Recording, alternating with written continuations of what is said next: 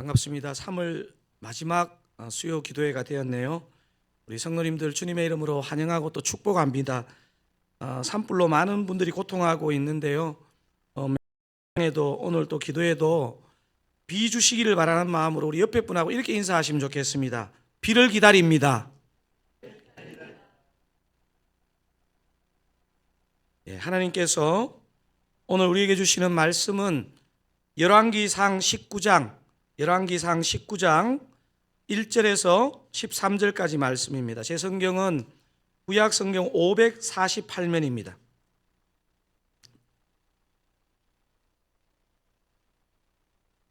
구약 성경 548면에 있는 열왕기상 19장 다 찾으시면 제가 한 절, 여러분이 한 절 교독하시고 마지막 13절은 합독하도록 하겠습니다. 아합이 엘리야가 행한 모든 일과 그가 어떻게 모든 선지자를 칼로 죽였는지를 이세벨에게 말하니 이세벨이 사신을 엘리야에게 보내어 이르되 내가 내일 이맘때에는 반드시 내 생명을 저 사람들 중 한 사람의 생명과 같게 하리라. 그렇게 하지 아니하면 신들이 내게 벌 위에 벌을 내림이 마땅하니라 한지라. 그가 이 형편을 보고 일어나 자기의 생명을 위해 도망하여 유다에 속한 브엘세바에 이르러 자기의 사환을 그곳에 머물게 하고 자기 자신은 광야로 들어가 하루끼쯤 가서 한 로뎀나무 아래에 앉아서 자기가 죽기를 원하여 이르되 여호와여 넉넉하오니 지금 내 생명을 거두시옵소서. 나는 내 조상들보다 낫지 못하니이다 하고 로뎀나무 아래에 누워 자더니 천사가 그를 어루만지며 그에게 이르되 일어나서 먹으라 하는지라. 본즉 머리맡에 숯불에 구운 떡과 한 병 물이 있더라. 이에 먹고 마시고 다시 누웠더니 여호와의 천사가 또 다시 와서 어루만지며 이르되 일어나 먹으라. 내가 갈 길을 다 가지 못할까 하노라 하는지라.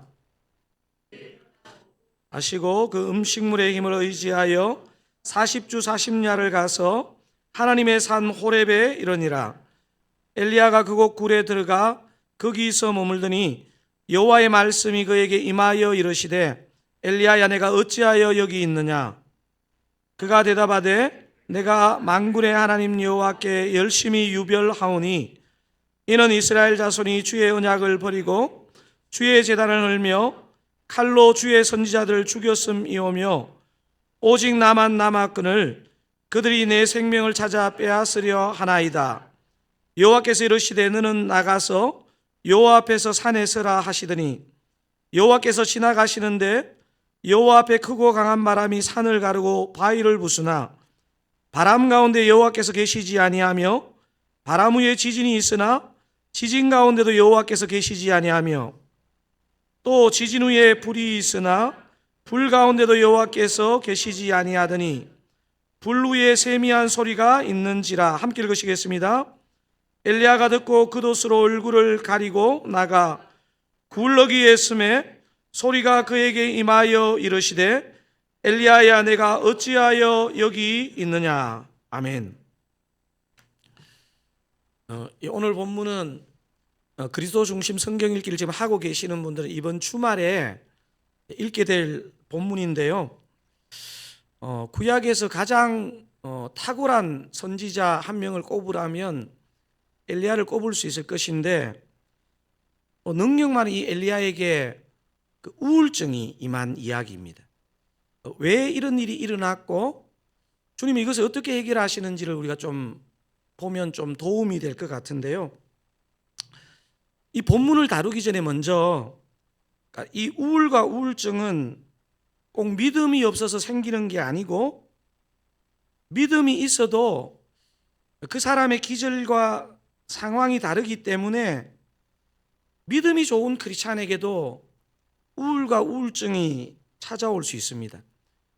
약간 이렇게 결론적으로 말씀드리면 믿음이 좋은 분들 가운데 깊은 우울증이나 내면에 정신적인 어떤 문제가 왔을 때 약을 끓이는 사람이 있는데요. 저는 그건 좋은 자세가 아닌 것 같아요.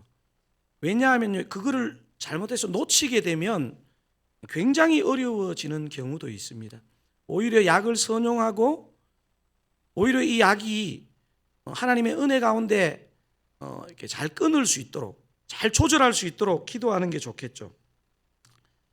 믿음이 좋은 크리스찬도 우울증에 걸릴 수 있다는 사실입니다. 여러분, 구세군이라는 기독교 교파 아시죠? 구세군에서는 제가 알기로 거의 성자 같은 사람으로 추앙받는 사람 중에 브랭글이라는 사람이 있습니다. 정말 신실한 하나님의 사람이었는데 브랭글 자신도, 그와 가까운 사람도 브랭글이 우울증이 있었다는 것을 알았습니다. 홀이라는 사람이 브랭글에 대해서 이렇게 말했습니다. 체질적인 우울증을 소유한 브랭글은 그의 마음에 찾아드는 우울한 감정들과 싸우곤 했다. 이 홀이라는 사람이 브랭글을 지켜보면서 너무도 훌륭한 믿음의 사람이었지만 우울증을 중간중간 앓았다는 것을 발견했습니다. 브랭글 자신도 자신의 이런 내면에 대해서 고백한 적이 있습니다. 나의 신경들은 누더기와 같이 산산조각이 나고 지친 상태였다.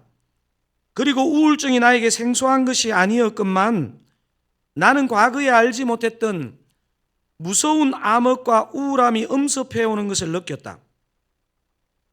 브랭글이 자신의 심정을 고백하는 글을 제가 하나 더 읽어드릴게요. 내가 전에 느끼지 못했던 무서운 흑암과 우울증이 나에게 엄습해왔다. 하나님이 계시지 않은 것 같이 느껴졌다. 나는 무덤으로 향하여 끝없이 달리는 것 같이 느껴졌다. 나는 인생의 모든 영광과 매력과 의미를 잃어버렸다. 기도를 해도 아무 소용이 없었고 진정 나는 기도의 영과 기도하는 능력을 잃어버린 것 같은 느낌이 들었다. 여러분, 방금 읽어드린 브랭글의 이 고백을 보면서 여러분 어떤 생각이 드십니까? 믿음이 좋아도 기질적으로, 체질적으로 어떤 특별한 환경 가운데서 우울에 이렇게 지배당하는 경우가 있습니다. 브랭글은 자신이 어떤 어려운 감정에 빠진다 해도 하나님이 거기에 계시다는 것을 분명히 인정했습니다. 그걸 느낄 수 있는 게 뭐냐면요, 좀 전에 제가 읽어드렸던 그 문장의 끝에 뭐뭐이었다 이렇게 브랭글이 말하지 않고 뭐뭐처럼 느껴졌다 이렇게, 이런 표현을 사용합니다. 제가 자막으로 한번 준비했는데요, 다시 한번 보세요. 내가 전에 느끼지 못했던 무서운 흑암과 우울증이 나에게 엄습해 왔다. 하나님이 계시지 않은 것 같이 어땠다고요? 느껴졌다. 나는 무덤으로 향하여 끝없이 달리는 것 같이 느껴졌다. 나는 인생의 모든 영광과 매력과 의미를 잃어버렸다. 기도를 해도 아무 소용이 없었고 진정 나는 기도의 영과 기도하는 능력을 잃어버린 것 같은 느낌이 들었다.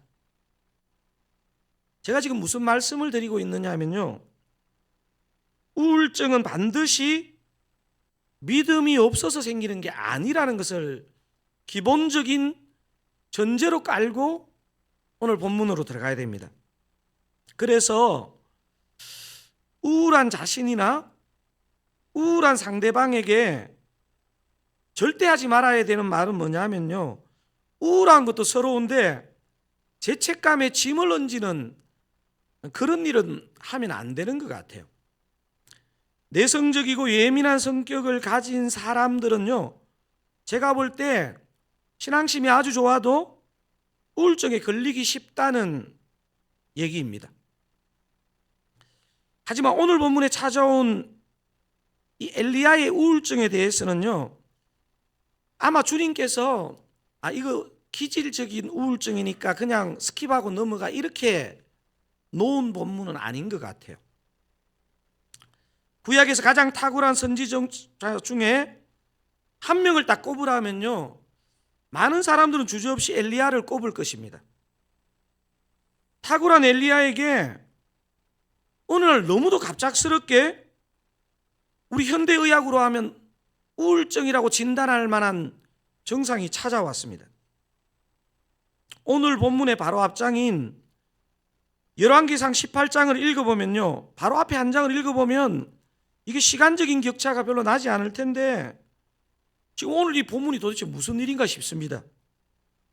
열왕기상 18장에서 엘리야는 바알 선지자 450명과 홀로 싸워서 이겼습니다. 그뿐입니까? 18장 마지막에 가면요, 3년 동안 비가 오지 않고 현재 또 구름 한 점 없는 하늘을 보면서 큰 비가 올 것을 예언하고 그 예언대로 큰 비가 내립니다. 아마 엘리야 마음에요, 18장 후반부쯤 가면 이런 일들을 보면서 이스라엘 백성들이 회개할 거야 이런 생각을 기대를 했던 것 같아요. 하지만 이스라엘이 회개하는 일은 고사하고 자기가 생각지도 못한 복병이 자기의 심령에 훅 들어옵니다. 누굽니까? 아합 왕의 아내 이세벨이 엘리야를 죽이겠다는 거예요. 능력의 사람 엘리야가 이세벨의 이 위협에 대해서 어떻게 반응하는지 3절 4절이 이렇게 기록하는데, 제가 3절 읽고 여러분 4절 같이 한번 읽어보겠습니다. 그가 이 형편을 보고 일어나 자기의 생명을 위해 도망하여 유다에 속한 브엘세바에 이르러 자기의 사환을 그곳에 머물게 하고, 여러분 4절 읽겠습니다. 자기 자신은 광야로 들어가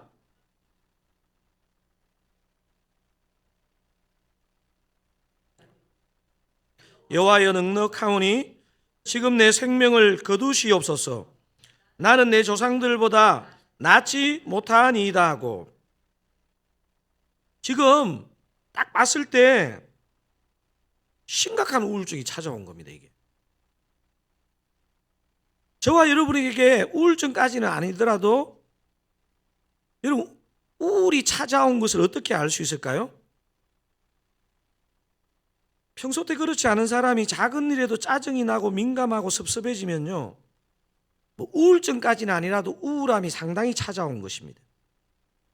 하나님이 그렇게 크게 쓰신 종인 엘리야에게 어떻게 이렇게 극심한 영적 침체라고 할 수 있는 우울증이 찾아온 것일까요? 자, 엘리야 침체와 우울의 원인이 이렇게 진단할 수 있습니다. 오늘 본문을 통해서 볼 때 첫 번째, 환경에 주목할 때 침체와 우울이 찾아올 수 있습니다. 뭐에 주목할 때요?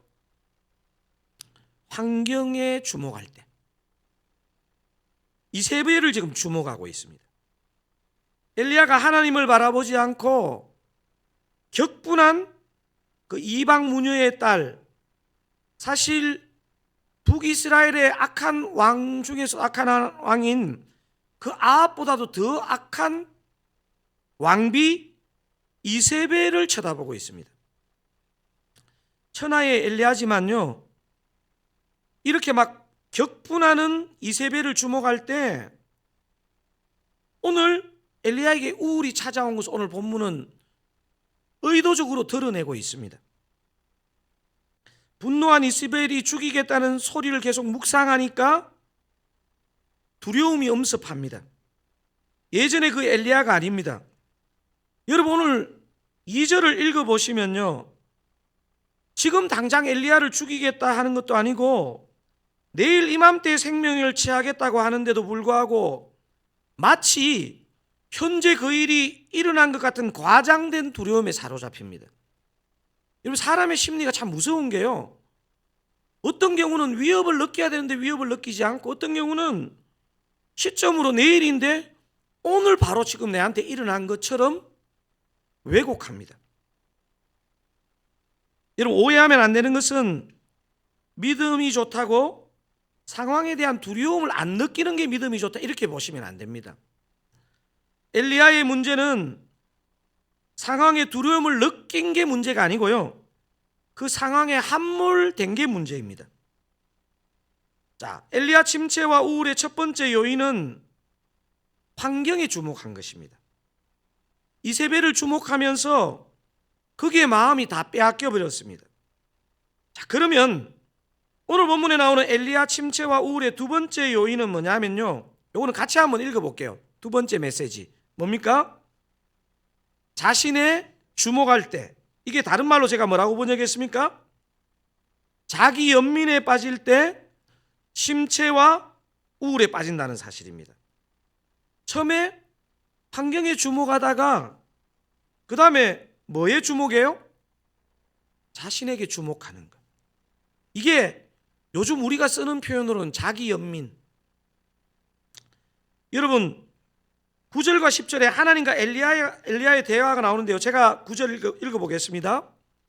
엘리야가 그곳 굴에 들어가 거기서 머물더니 여호와의 말씀이 그에게 임하여 이르시되 엘리야야 내가 어찌하여 여기 있느냐. 10절 같이 읽어볼까요?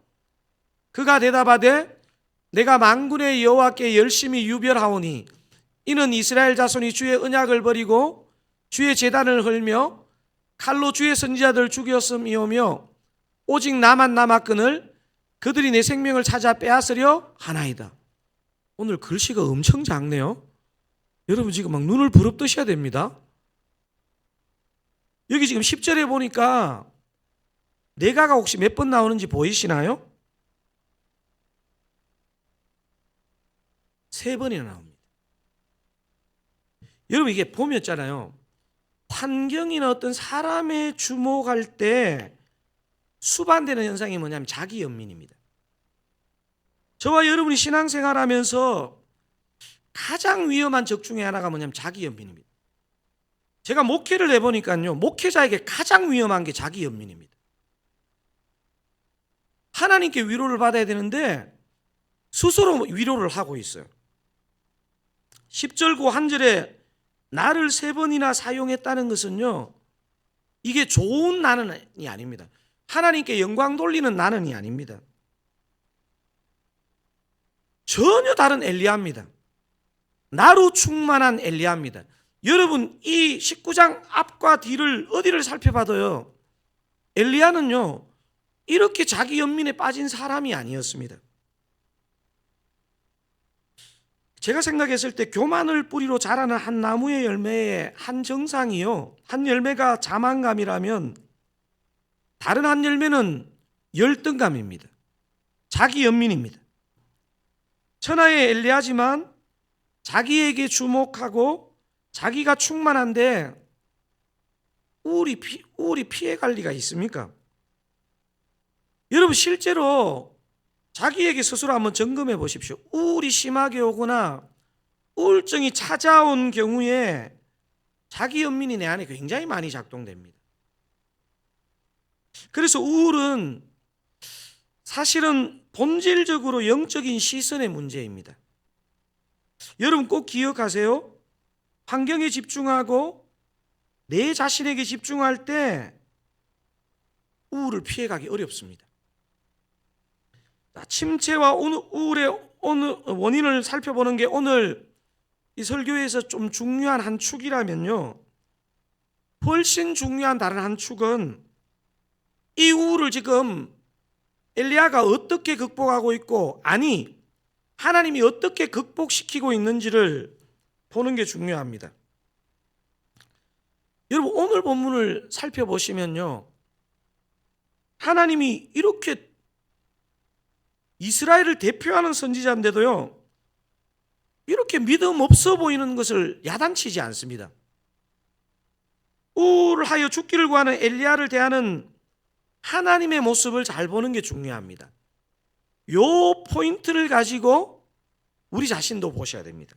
자, 엘리야가 우울을 극복할 수 있었던 열쇠 첫 번째는 뭐냐면요, 자, 첫 번째 뭡니까? 우울 치료에 잘 먹고 잘 쉬는 것이 중요합니다. 치료법이 너무 세속적인가요? 여러분 오늘 본문은요 이게 굉장히 중요하다고 얘기하고 있습니다. 여러분 잘 보셔야 됩니다. 오늘 5절부터 8절까지 한번 하나님이 이걸 어떻게 기록하고 있는지를 한번 확인해 볼게요. 저하고 교독해 보겠습니다. 제가 5절 읽겠습니다. 로뎀나무 아래에 누워 자더니 천사가 그를 어루만지며 그에게 이르되 일어나서 먹으라 하는지라. 6절 여러분 읽겠습니다. 본즉 머리맡에 숯불에 구운 떡과 한 병 물이 있더라. 이에 먹고 마시고 다시 누웠더니 여호와의 천사가 또 다시 와서 어루만지며 이르되 일어나 먹으라. 내가 갈 길을 다 가지 못할까 하노라 하는지라. 이에 일어나 먹고 마시고 하나님의 산 호렙에 이르니라. 여러분, 우울이 찾아왔을 때요, 잘 먹고 잘 쉬는 거 굉장히 중요해요. 극심한 우울이 왔는데 나는 이 우울을 극복하기 위해서 나는 식음도 전폐하고 그리스도 중심 성경 읽기를 하겠다. 상태가 더 안 좋아질 가능성이 많습니다. 성경 읽고 막 짜증이 막 올라오는 거예요. 막. 영이신 하나님이 우울이 찾아온 엘리야를 대하시는 요 모습을 그대로 우리가 잘 기억해야 합니다.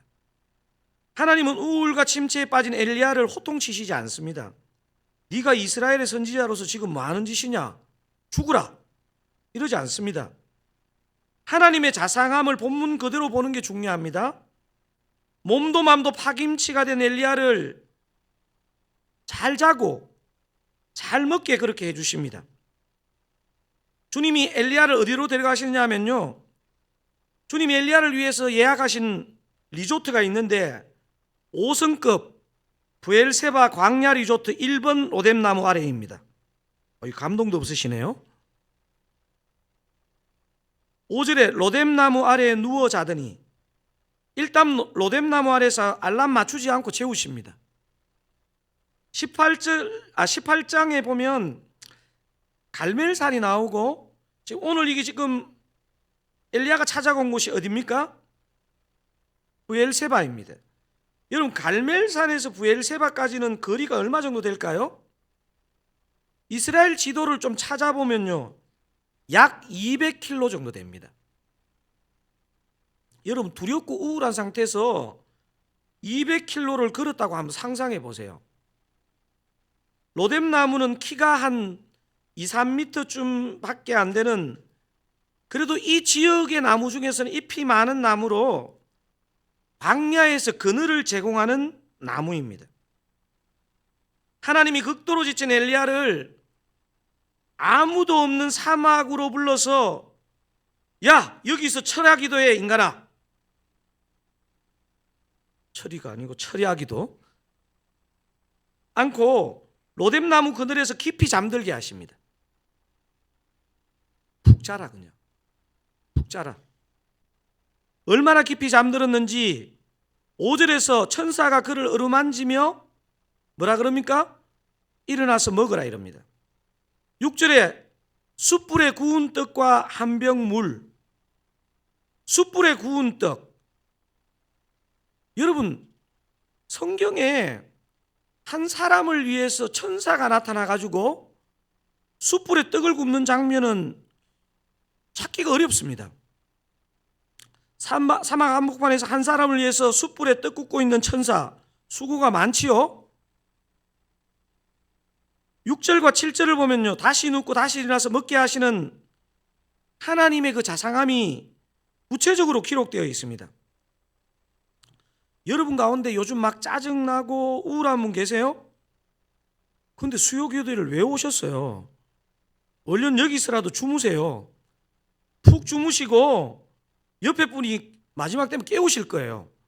그러면 그분을 데리고 교회 근처 고깃집으로 가세요. 모시고 가는 분이 기억해야 될 게 있는데 가스 불판 안 됩니다. 식당 들어가기 전에 반드시 확인해야 됩니다. 숯불 맞죠? 숯불에 고기를 구워야 합니다. 더 중요한 것은 우울한 사람이 말하기 전에는 어떤 말도 시키면 안 됩니다. 위로도 하지 마세요. 어차피 고기 먹기 전에는 위로가 안 들립니다. 그냥 말없이 구워주시고 그만 먹겠다 해도 좀 더 구워주세요. 혹시 꼭 할 말이 있다면 딱 한마디만 하세요. 콜라 드실래요? 사이다 드실래요?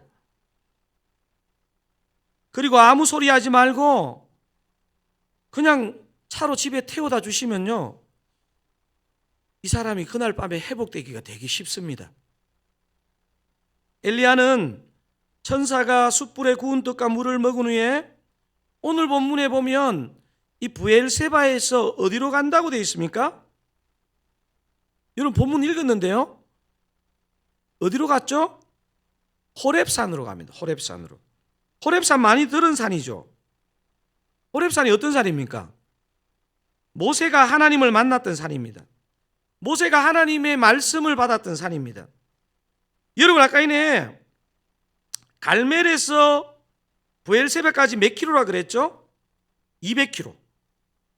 브엘세바에서 호렙산까지의 거리가 어느 정도 되느냐 하면요, 아까의 거리의 한 2배, 400km예요. 400km. 하여튼 여러분은 안 놀라는 게 은사인 것 같아요. 은혜를 좀 받으려면 좀 놀라셔야 되는데 400km 이제 먹었잖아. 걸어야지. 천사가 엘리야를 왜 이렇게 재우고 먹였는지 좀 이해가 되십니까? 주님께서 엘리야로 하여금 브엘세바에서 며칠을 쉬게 했는지는 모르겠습니다. 본문에 그렇게 그 기록은 안 나와 있습니다. 하지만 주님께서 엘리야를 위해 준비하신 최종 목적지는요, 브엘세바가 아닙니다. 브엘세바에서 40일을 부지런히 걸어가야 할 만큼 먼 믿음의 선배 모세가 하나님의 말씀을 받은 산 어디였습니까? 호렙산이었습니다. 엘리야로 하여금 호렙산에 서게 하시고 아주 놀라운 자연현상을 일으키십니다. 여러분 11절 12절 같이 한번 읽어볼게요. 어떤 자연현상을 하나님께서 일으키시는지.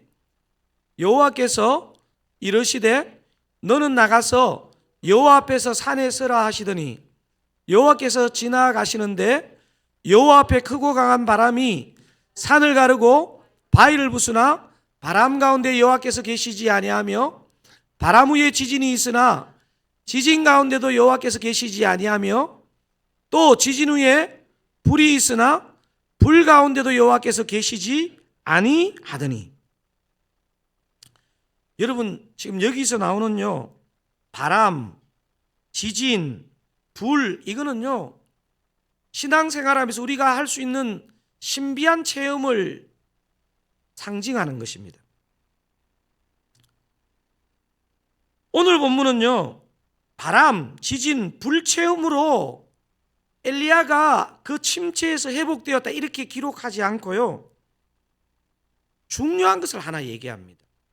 여러분 그리고 제가 보니까요, 내적으로 불안이 많을 때 영적인 체험을 추구하거나 잘못 경험한다고 경험하는 건 굉장히 위험할 수 있습니다. 제가 보니까. 그러니까 하나님의 역사가 아닌데 하나님의 역사인 것처럼 오해해요. 자, 엘리야가 우울을 극복할 수 있었던 아까 첫 번째가 뭐였습니까? 잘 먹고 잘 쉬는 것. 자, 두 번째 뭡니까? 세미한 소리를 들어야 진정으로 회복할 수 있다는 사실입니다. 뭐를 들어야? 세미한 소리. 여러분 이게 뭐 소리의 데시벨로 하면 바람, 지진, 불, 이거 뭐 얼마나 큰 소리겠습니까? 근데 의도적으로 이 지금 열왕기상 19장은 세미한 소리라는 표현을 사용합니다. 이게 제가 NIV 성경을 찾아보니까 gentle whisper라고 되어 있습니다. 부드러운 속삭임입니다. 부드러운 속삭임. 잘 들어야 들을 수 있는 소리입니다. 이거는 웅장한 자연현상의 소리보다 미세한 하나님의 소리, 속삭임이 더 능력이 있다는 것을 오늘 이 본문이 드러내고 싶은 것입니다. 세미한 하나님의 말씀이라도, 너무너무 차분한 성령의 임재라도 그것이 있어야 엘리야가 살고 저와 여러분이 사는 것입니다. 숯불에 구운 떡과 물이 엘리야에게 너무 필요했지만 여러분 그것만으로 우리가 회복이 되는 존재가 아닙니다. 저와 여러분은요, 잘 쉬고 잘 먹는 게 필요하지만 이것만으로 우울과 침체가 극복되는 존재가 아닙니다. 하나님이 그렇게 우리를 만들지 않았습니다. 하나님의 사람에게는요, 뭐가 필요합니까? 세미한 소리. 우리 옆에 분에게 이렇게 한번 조용하게 한번 얘기해 줍시다. 세미한 소리가 필요합니다.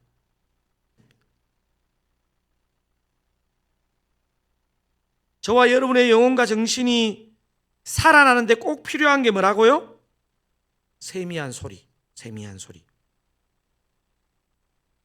제가 분당 우리 교회에서 청년부를 섬기다가 교구로 넘어왔을 때 제 첫 교구가 경기 남부 지역 교구였습니다. 엄청 넓었습니다. 충청도 예산까지 막 있었습니다. 교구요 전사님과 함께 진짜 열심히 신방을 했던 것 같아요. 근데 제가 12년, 13년이 지난 지금까지 잊을 수 없는 여집사님이 한 분 계십니다.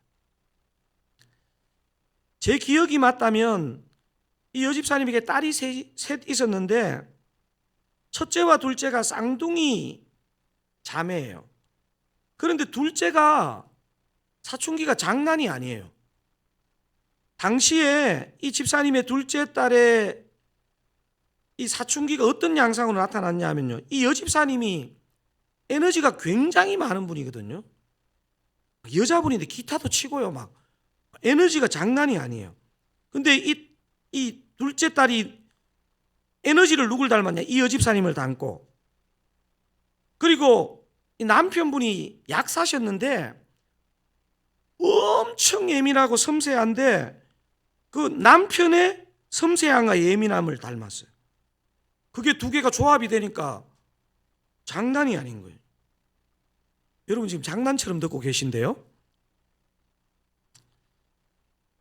제가 얘기를 듣는데 집사님이 이제 신방을 가니까 두른두른 얘기를 하잖아요. 근데 제가 보니까 이게 문제가 아니에요. 저는 몰랐는데 그 남편이 그 살고 있는 지역이 아니고 다른 좀 멀리 떨어진 지역의 다른 도시예요.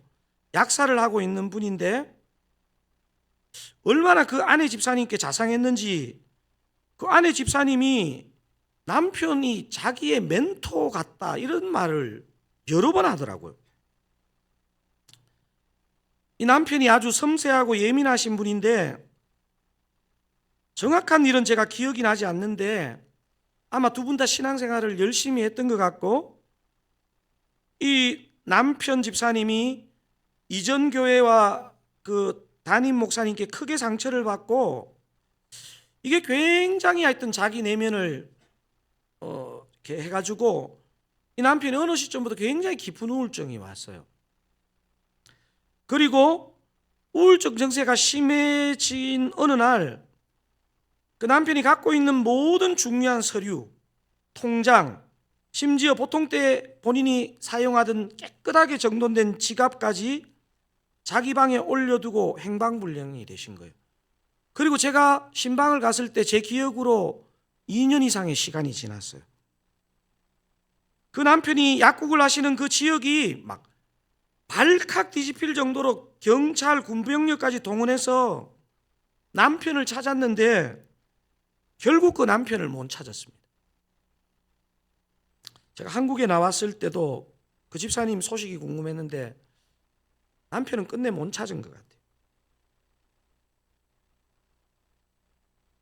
보통 사람에게 이런 일이 일어나면 정상적으로 살겠습니까?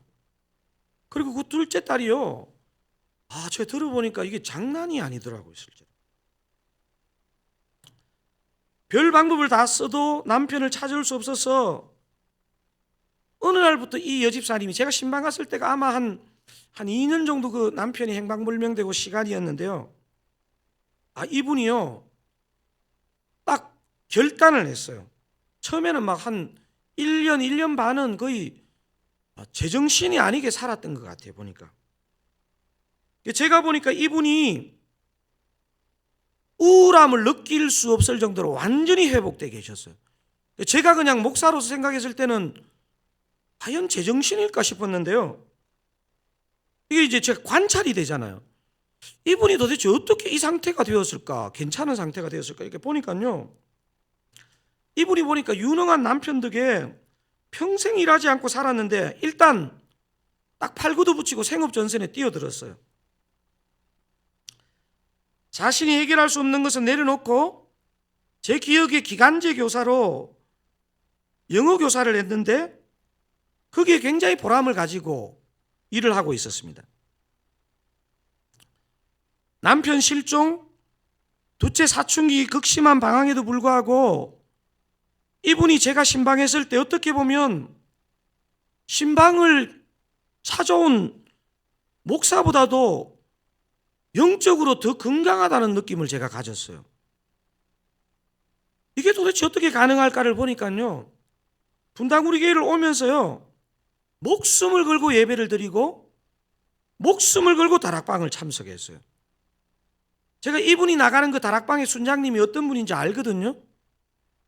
야, 제가 이분과의 신방도 제가 잊을 수 없지만요, 이분이 나가는 다락방의 그 신방을 제가 잊을 수가 없어요. 보통 이게 여직장 다락방에 사실 이 양상들이요, 편차가 되게 많거든요. 다들 한 스토리씩 다 있는데 뭐 이분뿐만 아니고 적은 스토리들이 다 있어요. 그런데 제가 갔는데 와, 진짜 이런 거 있잖아요. 야, 여기는 폐역한 사람이 와도 은혜 받겠다 이런 생각이 드는 거예요. 근데 사실 요까지는 좋아요.